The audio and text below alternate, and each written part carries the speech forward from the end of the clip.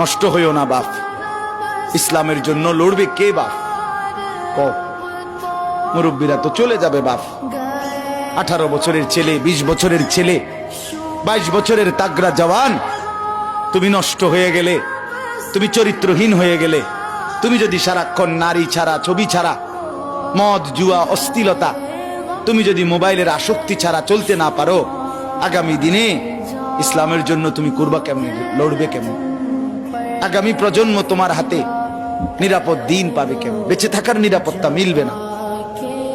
বেঁচে থাকা 53 বছর বাংলাদেশের বয়স, 53 বছরের সমাজে বেনামাজির সংখ্যা যদি এত বেশি হয়, 53 বছরের ভিতরে মোবাইলে আসক্ত যুবকের সংখ্যা যদি এত বেশি হয়, 53 বছরের ভিতরে বেপর্দা নারীর পরিমাণ যদি এত বেশি হয়, এত মসজিদ মাদ্রাসা চারদিকে থাকার পরেও যদি এই মসজিদ মাদ্রাসা ষড়যন্ত্রের কারণে কমে যায়,